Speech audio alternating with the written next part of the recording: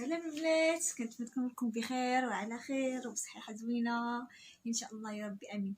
اليوم غادي جبت لكم واحد الوصفه اللي انا شخصيا يعني كان عندي مشكل كبير حيت البشره ديالي دهنيه. يعني مجرد انني كنقيس هكذا كنلقى الزيوت بزاف بزاف بزاف، وصراحه كان عندي مشكل كبير بزاف في المسام. كيكونوا ديما محلولين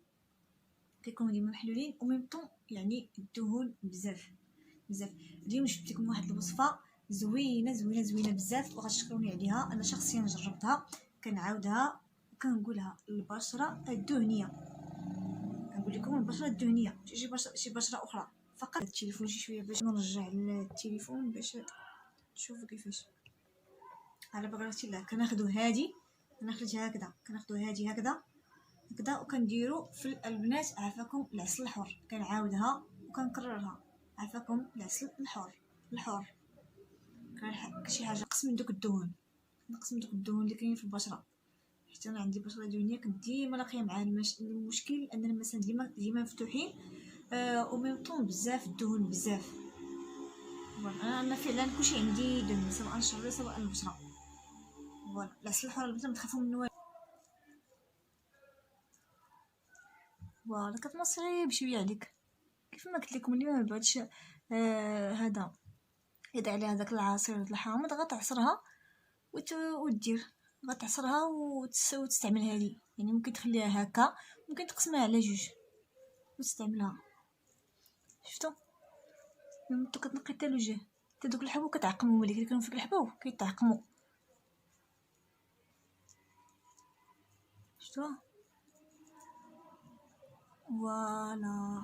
شفت البنات شتي وما نقصوا بعد دوك الدهون ما بقاوش. شتيها كتخرج كاع الدهون.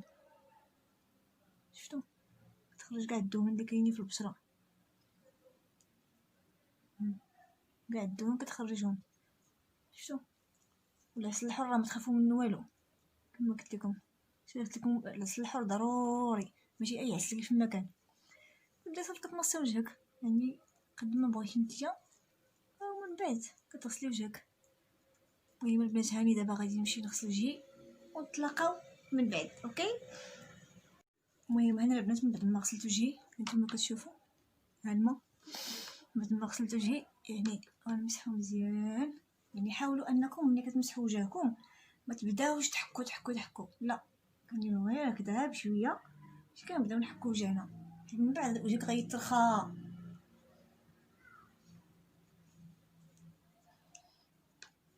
غسلت وجهي انا غسلته بالماء.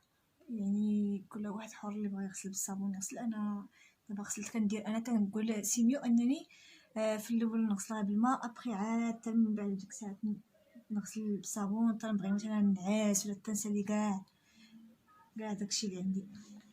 شفت البنات شفتوا الدهون نقصوا. شفتوا الدهون يعني نقصوا ماشي كيف ما الاول. شفتوا. ولكن كما كنقول لكم العسل الحر بالنسبه لي ما متوفرش عندها هذا اللي ما متوفرش عندها العسل الحر. راه شي شويه د العسل. شوفوا انا راه مازال شاط ليا مزال العسل. هذه راه معلقه شفت مزال منها، يعني غير شويه د العسل. يعني ممكن تشري غير شويه د العسل الحر باش ديري الوصفه وباش يعني تعاوديها شحال من مره. غتشري غير شويه د العسل، ماشي غتشري شي عسل كتير. تشري غير شي شويه ديال الحر وغادي ديري به الوصفه. ممكن تخلي عندك الوصفات الاخرين.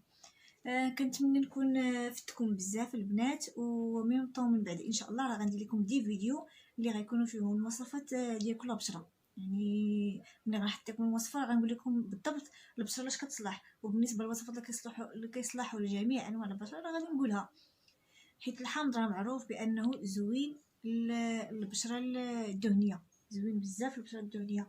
ميم حتى لي برودوي اللي خاصين بالبشره الدهنيه بحال الكريم، بحال داك الكريم اللي يدير تحت العينين كتلقاوه بزاف كيكونوا مصايبين بزاف من اوراق الشاي ومن الحامض. هذه راه معروفه. اي برودوي ديال البشره الدهنيه ضروري كتلقاو فيه يا اما الحامض يا اما الليمون يا اما الاوراق ديال الشاي.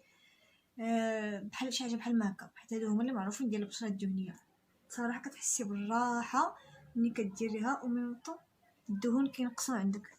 شوف حتى حاجه ما كاينه، الدهون كينقصوا ماشي غديريها ديما ديما، حيت الا كديريها ديما ديما غتنشفي البشره ديالك.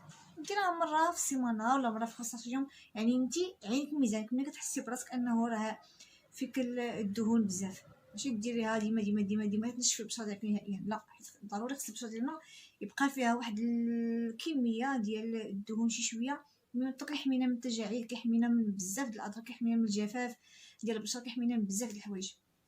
كنتمنى انني نكون فدتكم بزاف وعجبتكم الوصفه، وكنتمنى انكم تجربوها وتطبقوها.